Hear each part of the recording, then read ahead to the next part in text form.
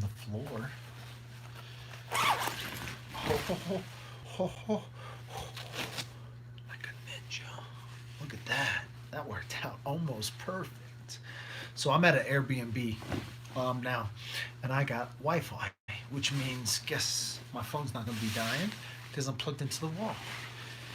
Uh, I'm gonna do a breakdown of today's court, and I'm sitting on the floor of one of the rooms in my Airbnb. So there you go. Now you know where I'm at.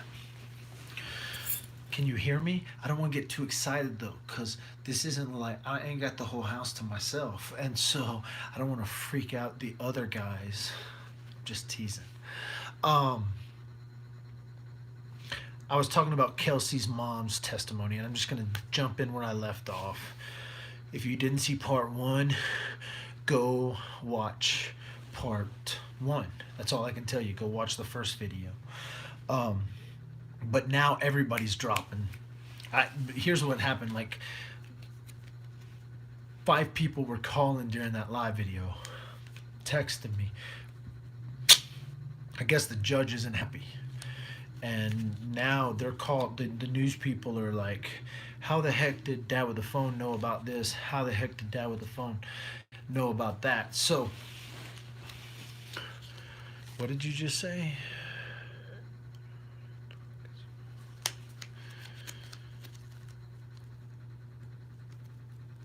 Um, I don't know. You, I'm gonna just first. There has been no um real. They pushed guilty, guilty, guilty. So, this isn't this isn't about um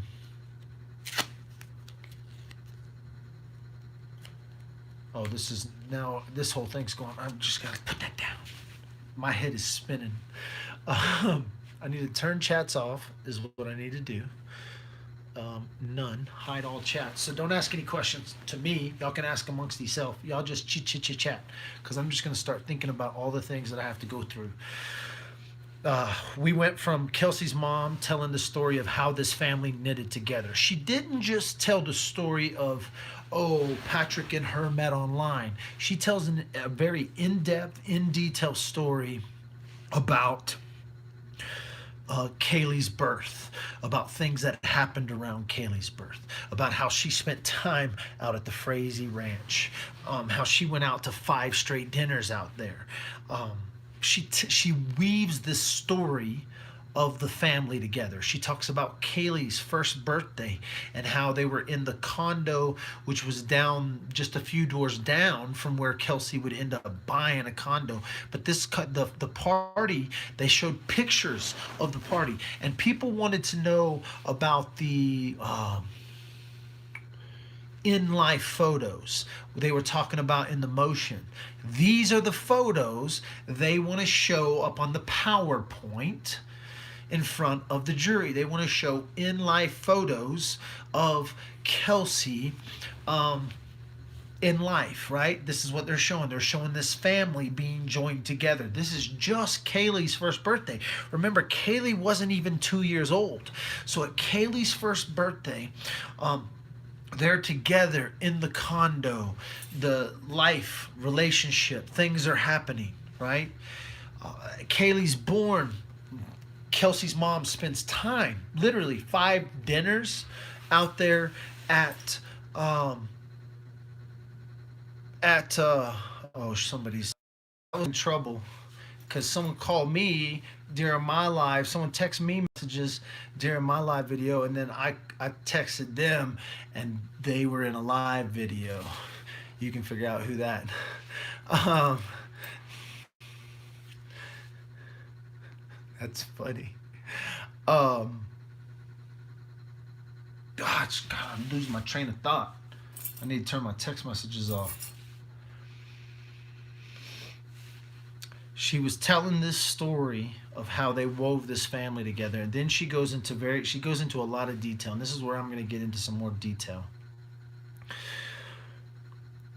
On the 7th day, she has, which is it's there's so many things that so many different rabbit trails. But on the seventh day that she hasn't spoken with Kelsey, she tells the story of the text message. She tells the story of the bread casserole. She tells the story that she text messaged.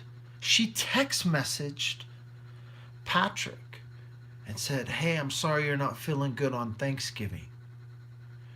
And I hope you still have a good Thanksgiving." He text messages back, um, "Happy Thanksgiving to you too." So she's telling this story about Patrick, Thanksgiving, after she had talked to Kelsey. The last time she talked to Kelsey, Kelsey was dealing with a baby. She was dealing with an exploded diaper and had to get off the phone. She was making these cinnamon rolls with honey for Kaylee.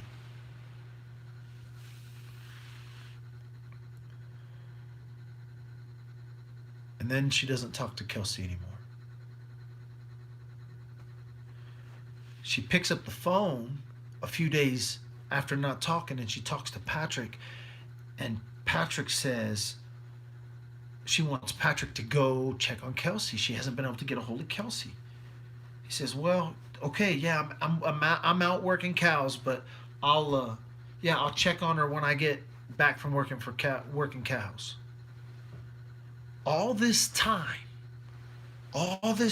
as this is going on, we haven't heard KK's testimony, but we have heard a lot about the phones, and they talked about a lot of that this morning in opening arguments. They talked about all that, the phone pings back and forth. They haven't had the experts, but this was just in their opening statements, how the phones stay together, how Patrick made 46 phone calls. I don't want to make this about Patrick in this testimony, but she talks about texting Patrick. So all of these texts are being brought up. All of these texts have a ping behind them.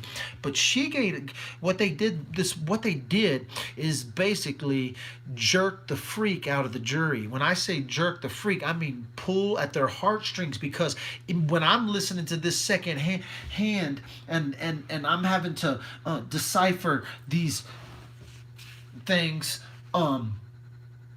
I'm trying to be very careful how I'm phrasing this, from the rats and the mice and the flies and the bees and the puppets. And so I have to yeah. So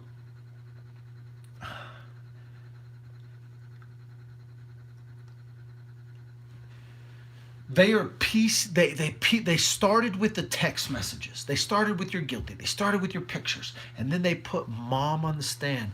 And let me tell you something. While Mom was on the stand, right before she was going on the stand, guess what we were doing? If you didn't see that, my God, it's so much more powerful. Hindsight 2020. Like when you hear little small voices, you can go watch the video for yourself. You can watch the time, date, stamps, and everything. When you hear little small voices in your head that say, "Do something, do it now." And we did that today, and there were 88 people online with me that just said a big prayer for Cheryl Barrett and the family on Facebook. It's live on there. You can go watch it. And unbeknownst to me, Cheryl Barrett was about to take the stand. And then boom, boom, boom, Cheryl Barrett's testimony comes in. You can't make that stuff up.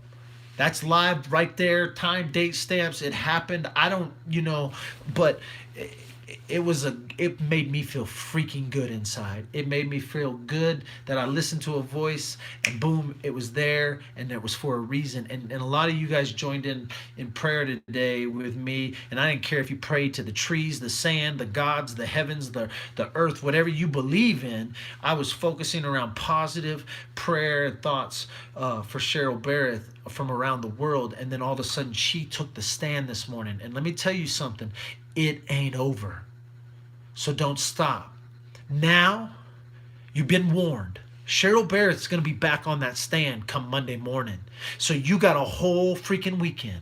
And this is what I'm going to tell you. For all you Bible thumping, believing, whatever, you better freaking call your prayer warriors up at the church. For all you whatever earth believing, yoga meditation, young whatever you believe in. I'm not making fun of it. I'm making fun of all of y'all. Whatever you believe in this weekend, you say an extra prayer for Cheryl Barrett. You say an extra prayer for her family, because that woman's not done.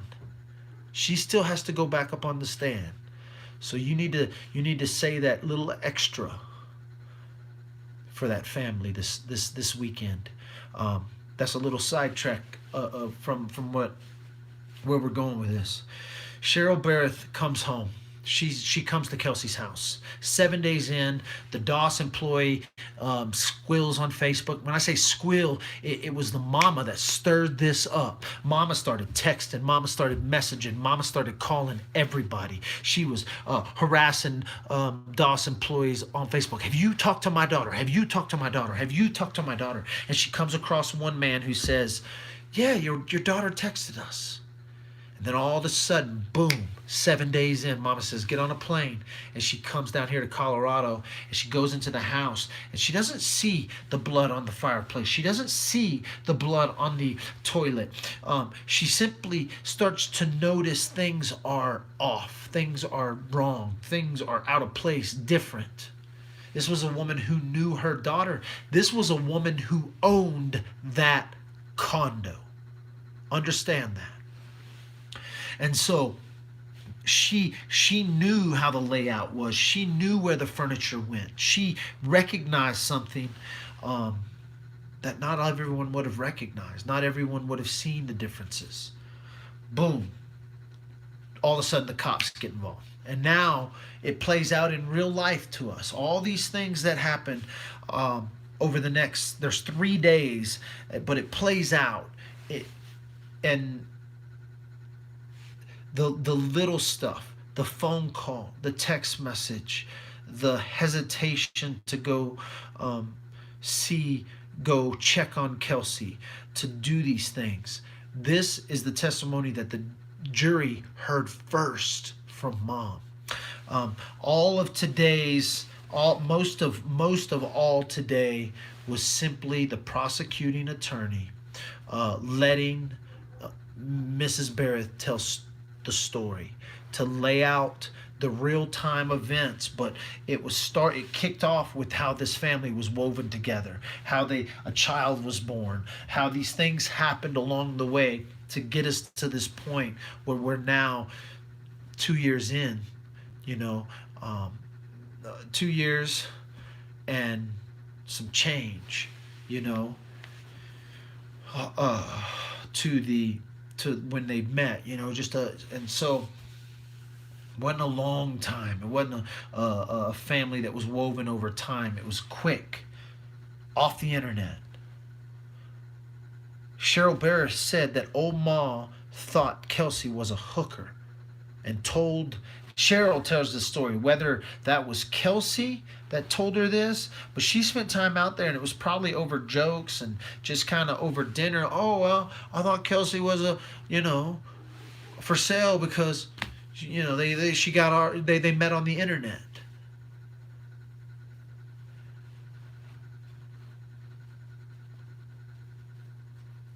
Kelsey's mom's going to take the stand again.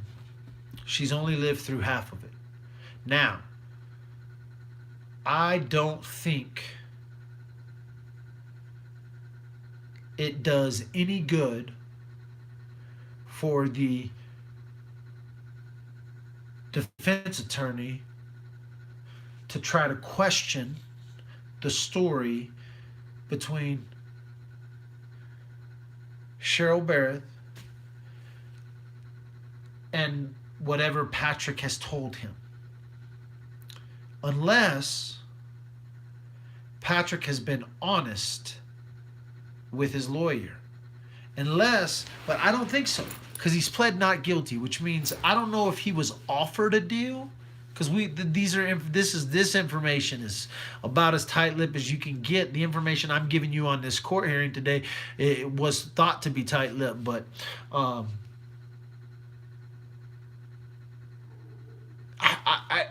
don't think he benefits.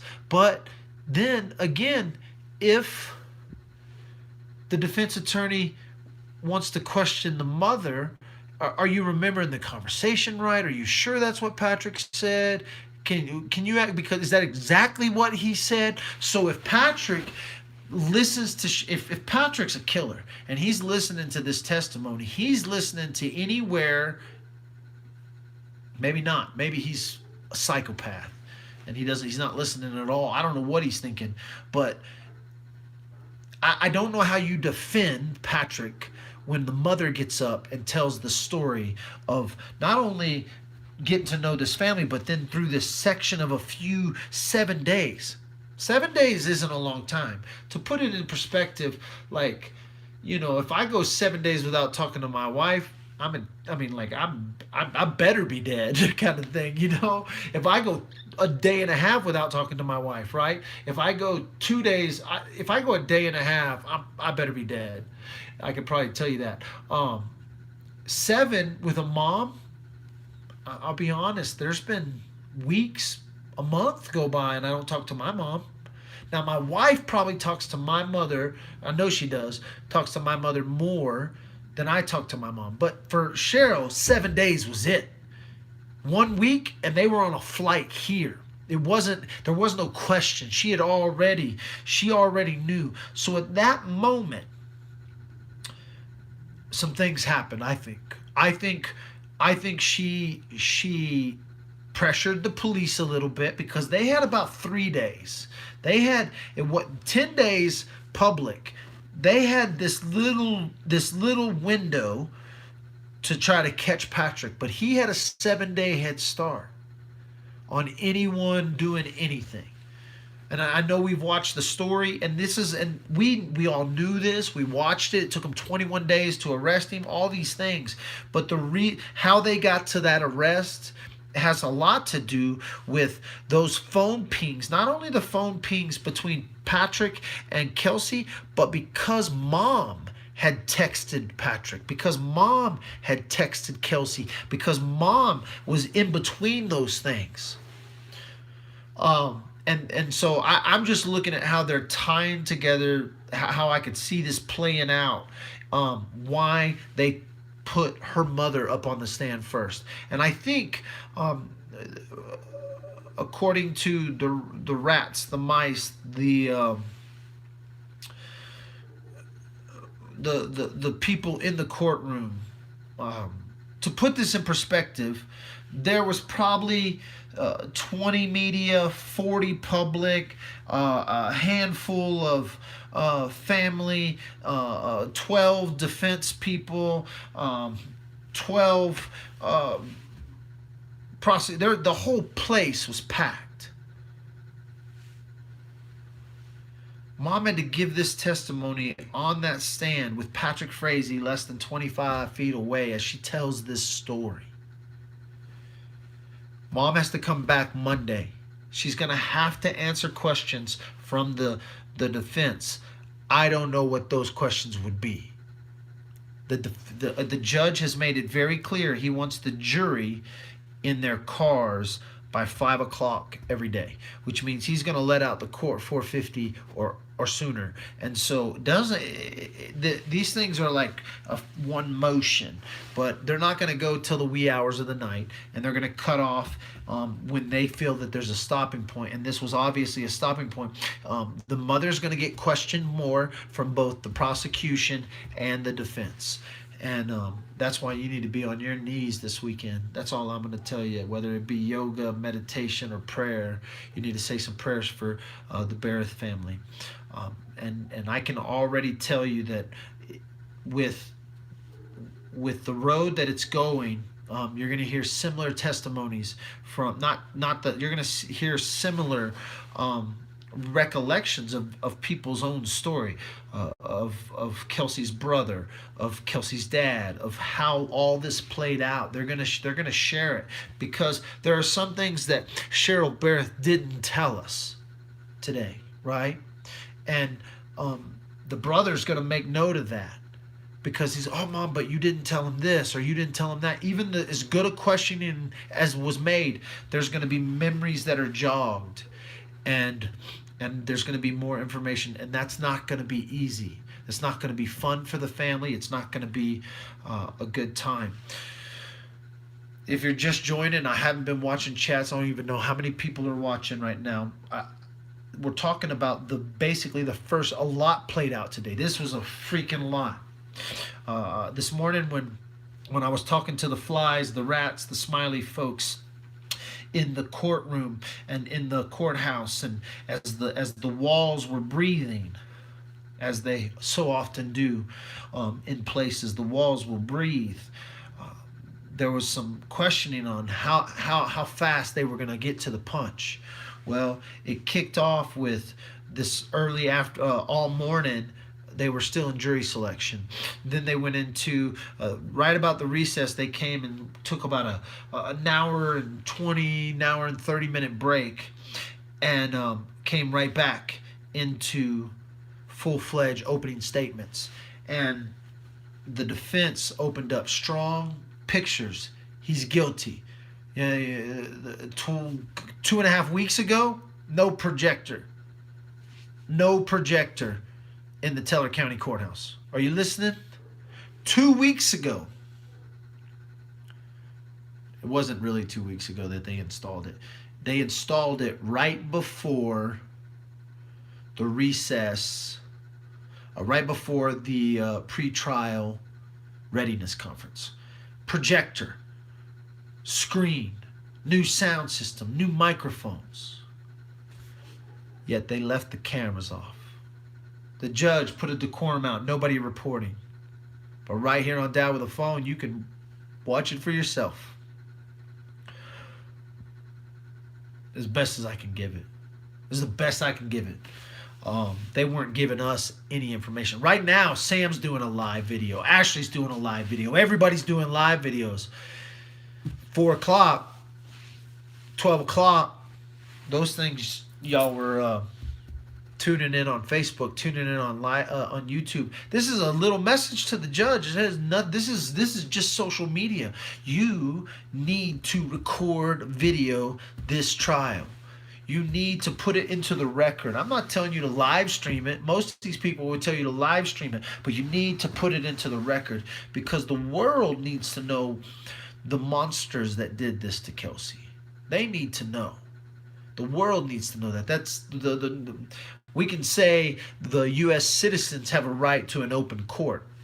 That's about what we can say. But right now, you've closed the court. You haven't allowed reporters to do their job, so dads with phones have to do this. And I'm going to tell you right now that it's but the grace of God that I wasn't in the courtroom today.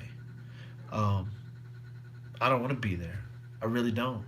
You know, I missed, a lot of people don't know this. The first pre-trial, they wanted to kick me out of the courtroom. I didn't show up that day. My wife went. They let me back in the courtroom for everything else. Today, I do believe they would have kicked me out of the courtroom.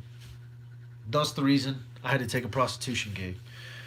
Because I ain't going to skip a prostitution gig and get kicked out of the courthouse. That would really tick me off. So, that's a joke a little bit. Monday morning, we're going to be in Cripple Creek. I'm going to be there with my wife. We're going to go have breakfast. Then we're going to go to court and watch our legal system unfold. They may kick me out. And if they do, I'm going to go out in front of that courthouse and I'm going to live video every second I can that I can be outside the cold. But those walls breathe, Judge. And You need to either open it up or slam it shut. I don't know. Um, I'm gonna go debrief a little bit. I can already see my phone is blowing up already. Um, I'm sure y'all got. Oh, I guess I'll. Okay, here's what I'll do. I'm gonna answer some questions. Live chat. Let's see what we got here. 2222 needs forthcoming. Are you a witness, Mike? Yes, still a witness. What if he is sending cops to you later? 216. Stand your ground. I hope you get into court. Sure, he has to be involved somehow. I agree. Slager show knows a lot, and he's smart. Got two. The Nash Ranch is 5 miles as the crow flies from the old Bob's house. I'll look for questions.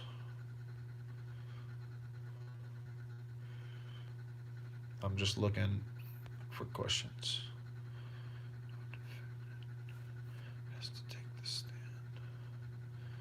Yeah, defendant doesn't have to take the stand. If he doesn't testify, people asking probably about Patrick. Patrick doesn't have to testify. But if he wants any chance, here's the deal. You have the right to remain silent because anything you say can and will be held against you in the court of law. If you're innocent,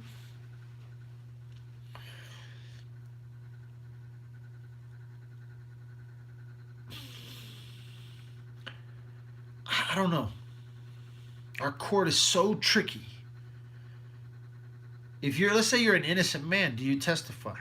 Do you tell your story? I think you do because you haven't said much at all. If you're innocent and you have the right to remain silent and you keep silent for an entire year, basically he hasn't been in jail a year, but December 21st, December 21st, he'll be in jail a year. You've been silent for a year. Now you're on trial for your life, not your physical life, but they're gonna put, if they're gonna find you guilty, they're gonna find you guilty of something that they can put you away for almost or the rest of your life. And so if you're an innocent person, you take the stand, and because you've kept quiet, because you've only said a few things, right? Even Patrick thing, right? What could Patrick tell us to convince a jury? If they asked Patrick, why didn't you go check on Kelsey? He said, we had a fight. And I know if I told y'all that, y'all were going to pin a murder on me, right? But then he tells a story about a fight and how he took Kaylee and he left. Right? He's got to be able to prove this fight, but the only thing he's doing is telling a story different than Kelsey or different than KK. And so if he's able to tell some story that is truthful, that somehow he can prove, if he could prove this story of, hey, we had a fight, I hit her, but I left. When I left, she was alive and she was threatening craziness, right? If it was the truth and there was somehow he could tell this and there was evidence to prove this as the truth, why wouldn't you get up on the stand and prove it and say it and tell it and tell him to look in the right? But he kept quiet. Most people took that as a sign of guilt immediately. But when you come to a court of law, it is actually in your favor if you are innocent to get up there and tell your version, especially if a lot of what they have against you is from someone who has lied to the cops, who had lied to the FBI, if you could get up and tell some actual version of the truth, it would be in your benefit to testify. But if all you can get up there and do is lie, you better sit your ass down. You better not even get them. You better not even pretend like you can lie to a judge, a prosecutor back. And you're dang sure not gonna be able to lie to the jury. You can't convince 12 people. But if you could tell the truth, if you could somehow tell the truth, even if the truth incriminated you, I'll tell you what, there is an old proverb that says, the truth will set you free. If that version of the truth points a finger at KK, but you're involved, what the hell? Why not go down with her then, out of spite? If you're going to go down with the girl, bro. Be the man and tell us something about KK she didn't tell us. Because I know you know that. So I tell you what, Patrick. If somehow you got the same good rats I got, if you got the same good mice that are smuggling videos into you, smuggling audio to you, I'll tell you what. You tell a version of the truth that tells us more about what KK did and take her down with you. I don't know if you can do that, but if that's your last hurrah, get up there and tell the truth. So that's my long ass answer for, do I think Patrick's going to testify? Do I think he'll get up and say anything? Me specifically, I don't think Patrick's going to testify unless he's willing to tell the truth. And if he's willing to tell the truth and get up and testify, no matter what that truth is, whether it incriminates him or doesn't incriminate him, it's in his best interest if it's in his best interest in front of a jury, that if he can incriminate someone else, it's in his best interest to testify. But I don't think he will. I don't think he will. But there you go. Boom, boom, boom, boom, boom. Is Patrick's choice to testify? Oh, we're right in there. Please be careful. These are some down and dirty, mean people.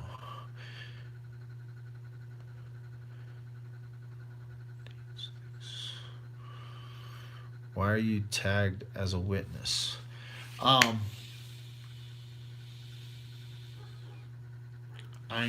can't. These are things I cannot speak of.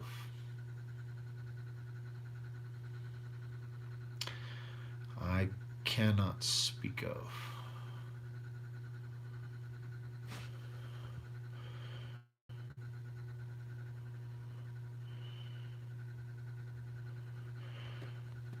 Let's see what else questions. The mother of her grandchild, Sheila.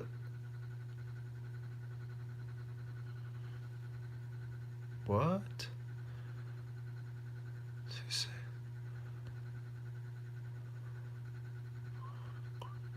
No, Omal cannot be in court. She was not allowed in court.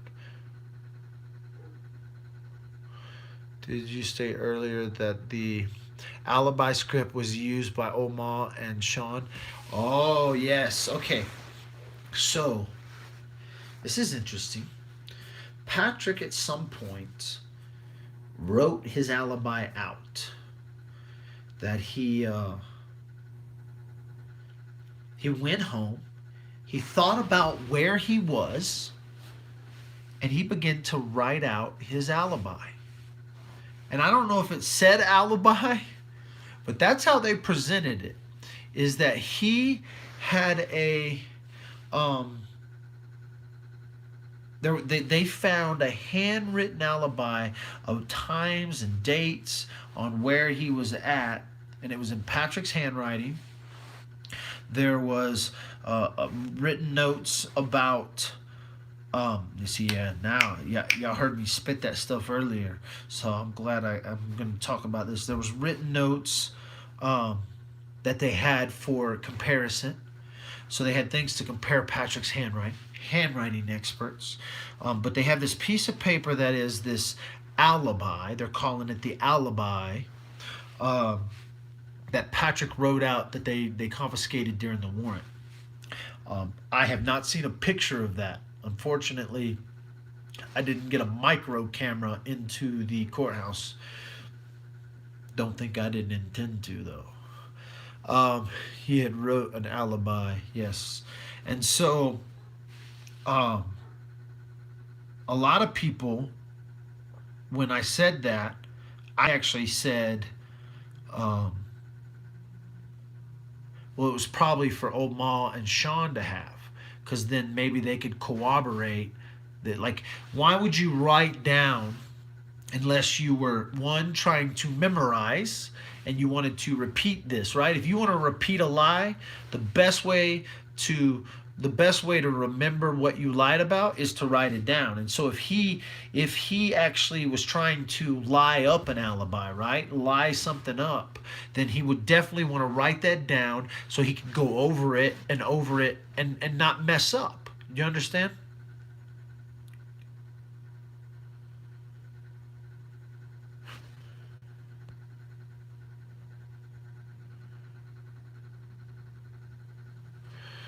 $55. That pic of KK was at the airport in Denver. Just went to Scott's to look. Oh. um. Oh. Y'all seen pictures that I put out. I'm not gonna get into that because I've already been contacted about that. Okay. The alibi note. The alibi note could be taken in 100 different ways. The way that they're showing it, and the way they're going to use it, and the way they're going to talk about it. See, what they did today is they spit out a bunch of info, and then they're going to have experts come back and talk about this. So they're going to have experts come back and talk about the pings. They're going to have experts come back and talk about the cell phone, or the alibi note. They're gonna have Mom is telling the story of in the house. They're gonna have cops tell the story of in the house. From the information that I have gathered, Now listen very carefully, because this is something that social media really jacked up, and I jacked up. Okay, first of all, listen.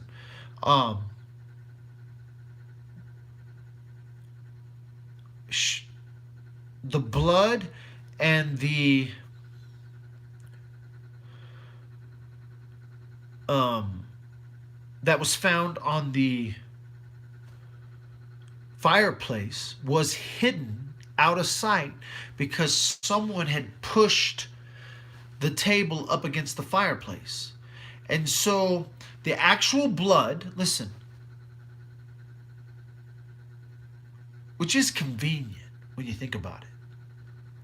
Like, the blood that they got was because the table had been pushed up against the fireplace, which would tell you one of two things. One, something happened before the table moved because the blood got behind the table, or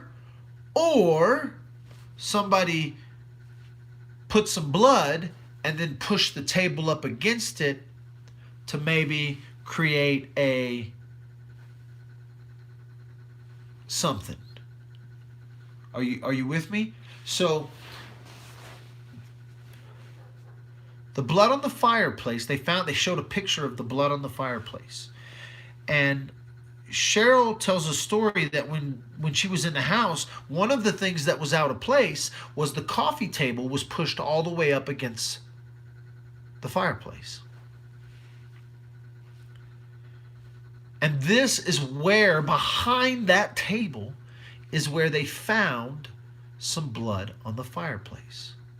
So, either KK came in, cleaned up the house, but when she was cleaning, she pushed the table up and hid that little speck of blood and didn't pull the table back. Or Patrick pushed the table up and covered that little blood. KK came, cleaned everything up, didn't move the table because it didn't look. But here's the deal. If you clean up the whole house and you clean up the fireplace, there was only one speck of blood? Are you saying because she didn't see it because she didn't pull the table out to clean up? That makes zero sense. So the speck of blood behind, the little drop of blood behind the fire, or behind the table, in my mind, could bring doubt, because it could look like it was planted blood, right? And we already know that KK's testimony talks about planted blood. I left it there. I put it there. I pinged these phones on purpose. Well, this is planned, thought out, meticulous, right? And if that speck of blood was planned behind the table in some sort of weird manner, whether it was KK who planted that there and hid it, right? She didn't want it to be found immediately. Maybe Patrick came back and looked at the house. Maybe whatever.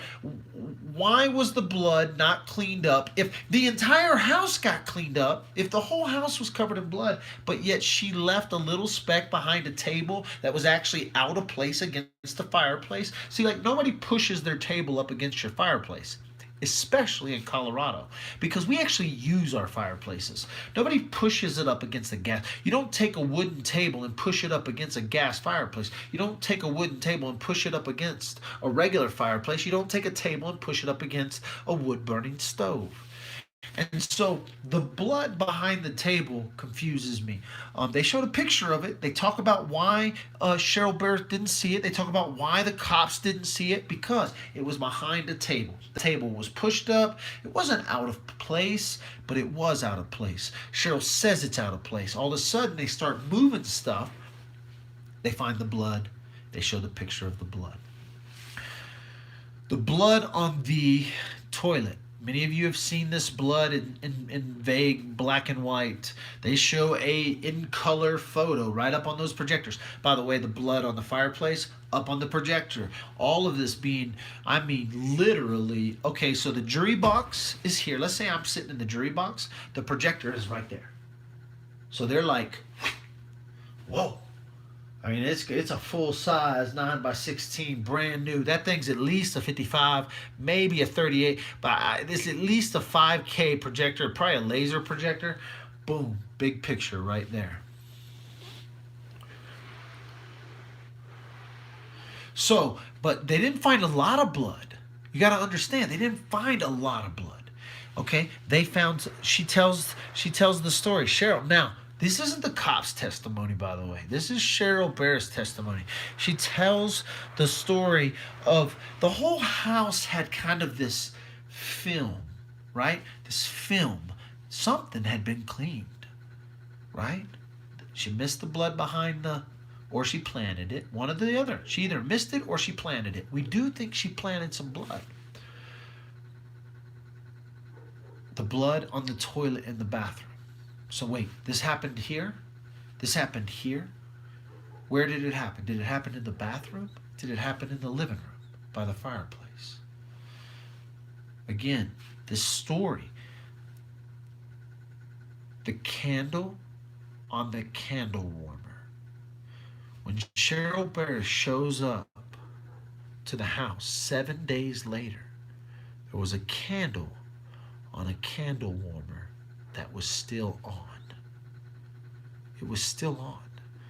So for 7 days, a big candle on a candle warmer. I don't know if these things melt, how they melt, what happens. I don't have a candle warmer. But a candle on a candle warmer that had been on, that had been going.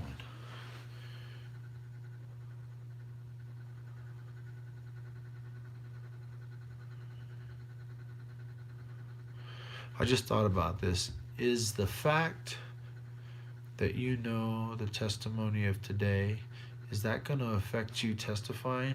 I hope it doesn't. I'm not going to testify. They're not going to ask me to testify. They're not going to do it. I can tell you why they're not going to ask me. The only reason I'm on this witness list is because they don't want me to be able to talk about this in detail. I promise you. The only reason they will keep, if you're not going to listen to me now. I am not going to testify in the Patrick Frazee case. There's nothing from Dad with the phone that they're going to use in the Patrick Frazee case. So, if I'm still on the witness list come Monday morning and they tell me that I have to leave, I'm going to say I haven't been subpoenaed. Many people have asked, have you been subpoenaed? I said I haven't. I can tell you right now, I have no subpoena in my hand. Now, they may subpoena me come Monday morning as I'm walking in. Oh, Mr. Dalton, you've been served. You may be called to testify. Okay, At that point, they can kick me out legally from the courthouse without me breaking any rules, right? They can't blame. From now on, they can't. They can't do anything, right? At that point, as soon as they kick me out, they can't arrest me. They can't. They can't do any of that crazy stuff anymore. Because now they can never say I was in the courtroom live tweeting. You guys will tune in as I'm standing out in front of the courthouse live videoing, and I'll have to bring more than one phone because my rats got to come from all different directions. My homing pigeons, I'm going to have to set up a base because now my homing pigeons are going to be headed somewhere else thinking I'm somewhere else. And so, you know. Uh-oh. Who got in trouble? Let's see. I don't even know, but I'm sure it was fun. I want to see this one. Wait. I just want to see what it says, and then I'll hide him. Oh, he was... Oh, I just wanted to see what it said. Jeez. Oh, he was unhidden, so we'll see if he's still here. I want to see if he's talking still. I just wanted to see what he said. What did Nathan say? Nathan's message was hidden. Why, I just want to see what it says. I'm still here because I let you be here. I don't know what you were saying though. What did you say to me, Nathan? You got my attention now. All you needed was Jamie to hide you. Oh, but I'm gonna trust. Oh, you're in trouble now. You're in trouble now. Oh, and you're gone. And you're gone. I didn't even see it. It was gross. I got you. He's gone again. He's gone again, and I got screen captures. Jeez, that's so awesome. Screen captures. All right. About semen on my beard. Do I got semen on my beard? I wish. Come on. Is that where we were at? The children's talk? Come back about Arlo cameras. Well, they showed Arlo pictures today. Yes, they showed pictures. Arlo, black tooth, and tooth. Okay, okay, here we go. Arlo cameras, black tote. Let's talk about the black tote. Black tote was brought up today. Pictures of the black tote were brought up today. This was very interesting because a lot of us have heard, the black tote was talked about in the pretrial stuff. So a lot of this evidence that they talked about was the same evidence. This is the thing. Most of this evidence, with the exception of like detailed stories from Cheryl Barrett about phone calls. Like we didn't know about phone call between her. We knew something happened, but we didn't know what. We didn't know the contents of that. We didn't know about the Happy Thanksgiving text.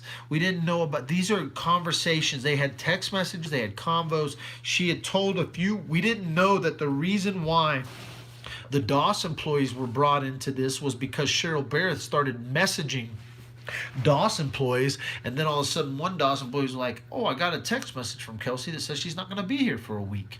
All of a sudden, they start putting those pieces, those pings, who made those text messages? Where was that text message? And that's where those phone pings are going to play, because these are important text messages that were put out to, throw everyone off. Whoever sent those out, well, guess what? Guess where the phone was? The phone was with KK.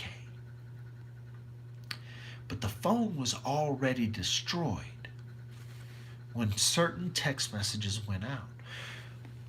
People say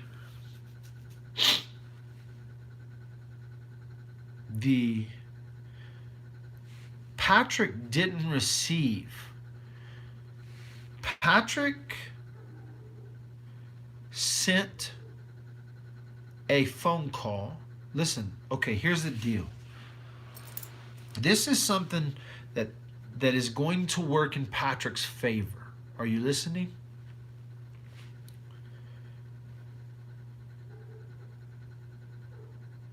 Kelsey and Patrick had a conversation, but Patrick didn't receive Okay, so the text that Patrick got from Kelsey, he didn't receive that until 5 days after the text was sent. Phone records prove this. Are you listening? Now, I don't know how this works against Patrick, but they talked about it. Patrick texted, do you even love me? Or vice versa. Shit, I'm going to confuse this. Kelsey texted, do you even love me? But he didn't get that text message to his phone until 5 days after it was sent.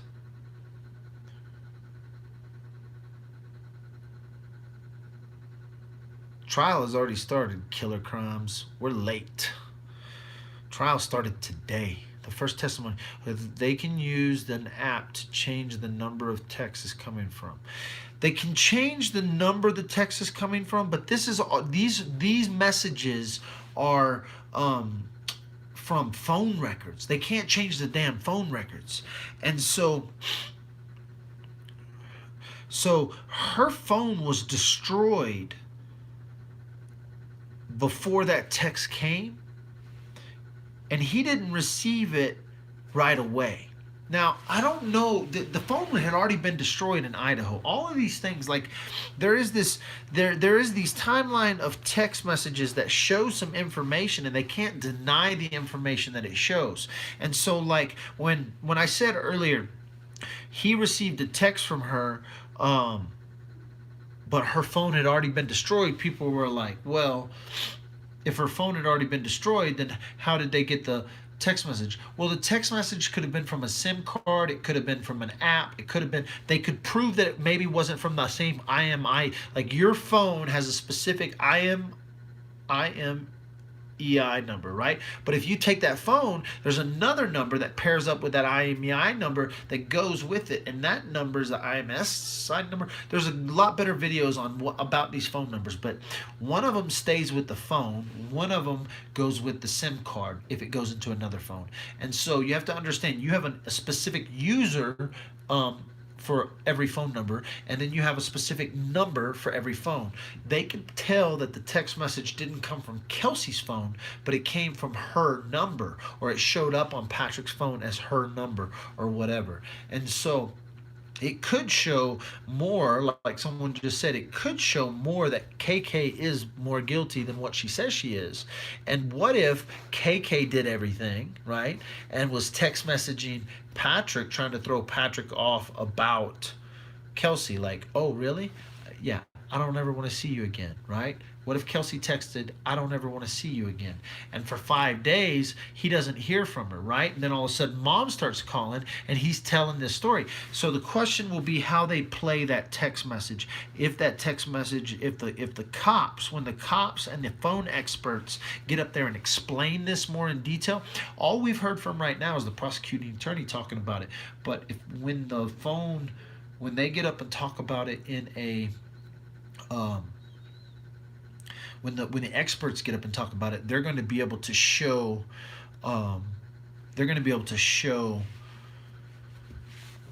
why this is important, how this is important, why this makes a difference, why this plays into this, the whole story behind those different text messages. All we got today was quick prosecuting opening statements that talked about this stuff, and then they went straight into Cheryl Bear's testimony. Cheryl Bear is going to take the stand again, probably Monday morning, for a cross-examination and maybe more questions from the prosecuting attorney. The judge cut the day short, says he didn't cut it short. He has just made it very clear. He made it very clear today. This jury will be in their cars by 5 o'clock. If I have anything to do with it. And that's what his job is to make sure that it runs in a timely manner, runs in a fair manner. And so Kelsey's mom got up and testified about the weaving of this family, how Patrick and them met, her impressions, some conversations that she had. She got up and talked about the birthday party, Kaylee's first birthday party. They showed pictures of Kaylee's first birthday party. Then they cut to pictures of blood and blood here and blood there.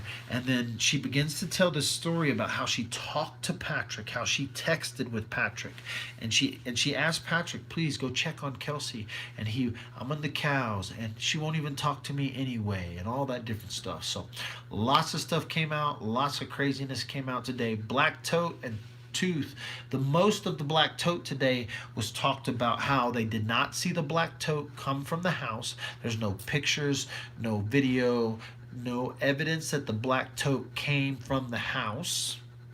And they showed the black tote in the back of the car and at some different spots, which the black tote is one of those stories that's so crazy that it's as crazy as a poison coffee story.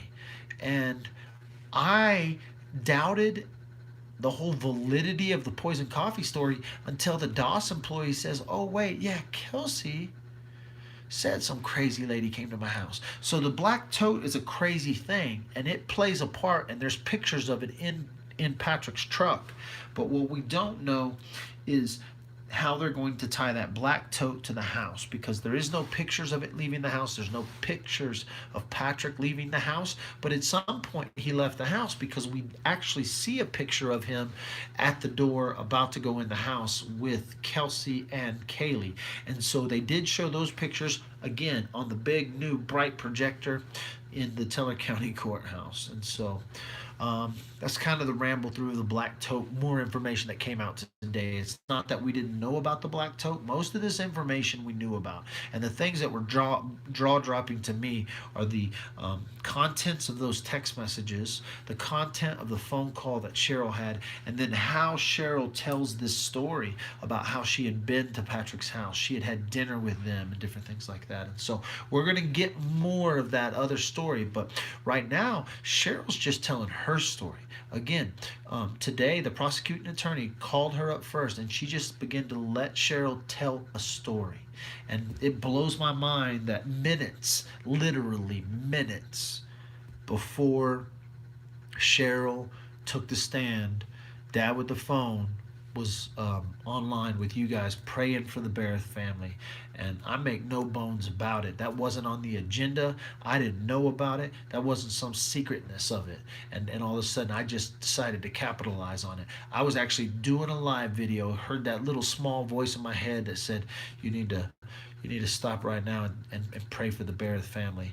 And I didn't make a big deal about it because, or I didn't make a big deal about those little small voices we all get, because I didn't want to sound crazy. But then minutes later, reports from inside the courthouse are saying Cheryl Barrett is taking the stand.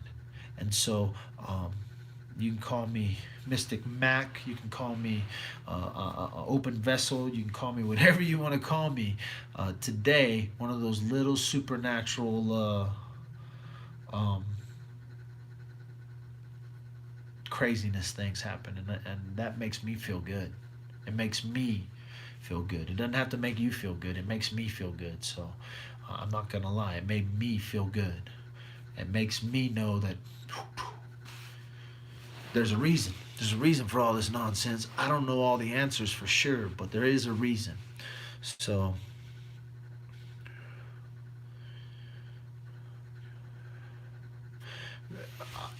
I'm going to, well, the media is presuming guilt, but I'm going to go ahead and say this.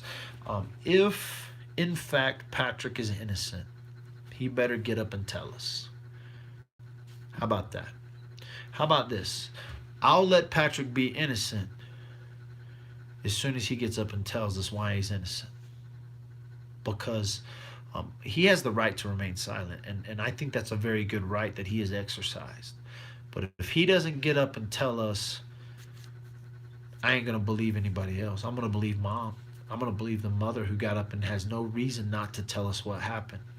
And so I'm not saying Patrick's guilty, but if he is, But if he is, I did another video on where I'm glad there is. But if he's not, then he needs to get up and tell us. And it's not because he needs to tell me. He needs to tell that family, and he needs to tell the world, because if he's not guilty, KK is.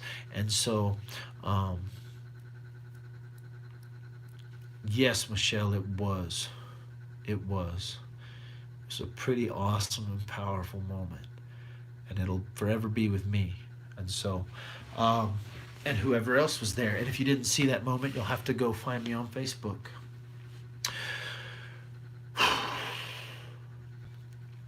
Well, if he points the finger, I've said this, if he points the finger at KK, he better have the truth cock-locked and ready to roll. Even if the truth points at him a little bit, even if the truth points at him a little bit, he better be ready to tell the truth. I think if Patrick is actually not the murderer, he should get up and tell his part and why the other person is and who the other person is.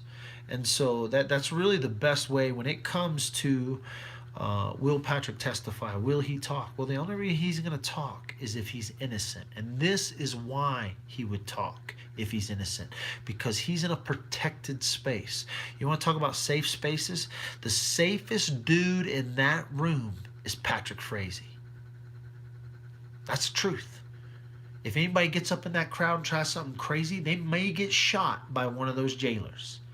If anybody even gets caught with a phone texting, tweeting, or reporting, they may do 99 days in jail.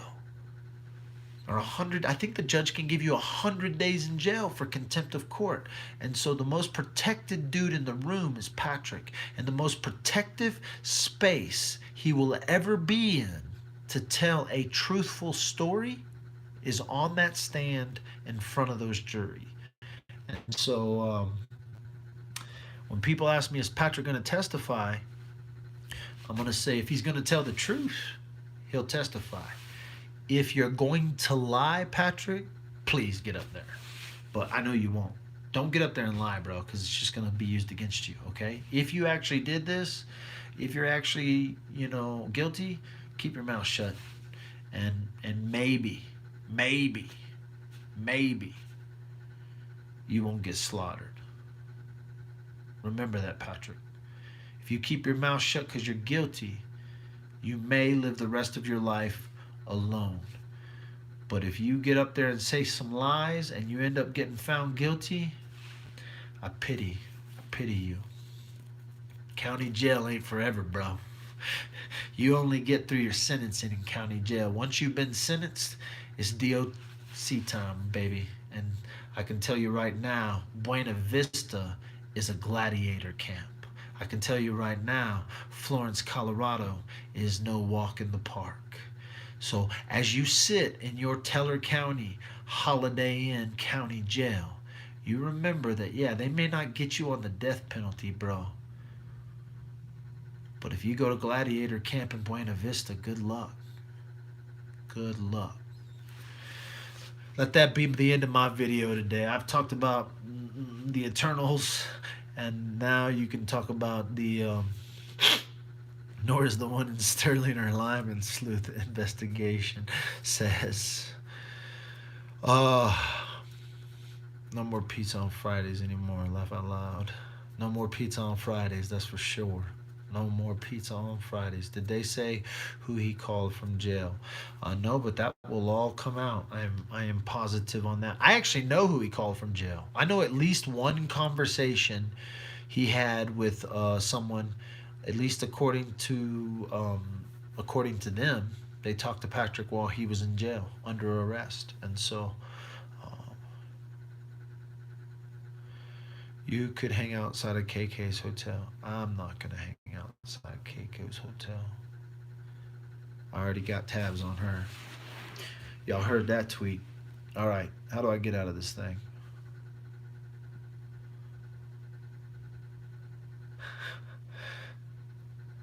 What was the defense opening statement? Guilty. Pointing at pictures. What was the defense's opening statement? Dad, if the judge sends cops to you this weekend, let your wife tell us, we'll all protest for you. Sure you will. Sure you will. The judge ain't gonna send the cops for me. I haven't broken any decorum rules. All you're listening to is Dad with a phone, and I am nowhere near Cripple Creek. Um, so I haven't broken any decorum rules. I won't take. I will not. Yeah, y'all can send me. We'll send bail money. I might need some bail money. Bobby Brown. Call up Bobby Brown and say you want to post Dad with the phone's bail. Y'all can do that beforehand. Bobby won't take any of your money, and then if I ever end up in jail, Bobby will come bail me out and bill you. Who did Patrick call? I know he called at least one of his team roping buddies down in Pueblo while he was in jail. Killer Crime says, I got your back. Put up a PayPal. Open minds. My PayPal is Michael Dalton 2 at that's me. So I hadn't even said nothing about my PayPal until someone I just answered a question. Don't be getting all crazy. My PayPal is Michael Dalton, the number 2 at mac.com. I'm just answering questions. So what other questions? Any other questions I haven't answered or gone through or talked about that are pertaining to the Patrick Frazee case? Pray for her mom. Let's end it with that. Let's just end it with that. Here and now, this is no mystery to me. This is not some secret. You're not getting the 46 phone calls, the timing of that. That was all within around in and around the 3 days of Thanksgiving. So thanks the 20, what are they saying, the 22nd, 23rd and 24th. So they're putting this, they're not saying that she was killed directly on the 22nd, but there was 46 phone calls between Patrick and KK in like a 3-day period where he never, not that Mac, open minds, it's mac.com. So you're going to be it's Michael Dalton 2, the number 2 at mac.com. I would put it up, but I can't. Someone else can put it up that knows. I'm going to delete that so that it's remove. I just removed your comment because I don't want that that somebody else's. There you go. Blanca did it. Blanca knows my PayPal. Thank you, Blanca. There you go. And let's end with this. Father, your trees, whatever your yoga is, your meditation, all you out there in this internet world, this weekend, pray for the Barrett family. And I know that mom has to get up and testify more. The brother's going to have to get up and testify more. There's going to be some others that have to get up. So lift up the Barrett family in your prayers, meditations, yogas, whatever you do in your time. If you don't do anything, then just simply have a quiet time. But also say it out loud. Like go into the shower. If you're not like me, I'll just say that stuff out loud. But go into and just say a little prayer for him, okay? Because it moves something. Let's just trust me. It moves something. So go do that. Father, bless the Barrett family. I'm not going to go into a long prayer. Bless them all. We'll see you guys later. Thank you. Mike, can I just ask, was it KK ringing? Hi. I don't know. We'll find out. Put your PayPal account on the blogs. All right. We'll do that later. See you guys. I'm out.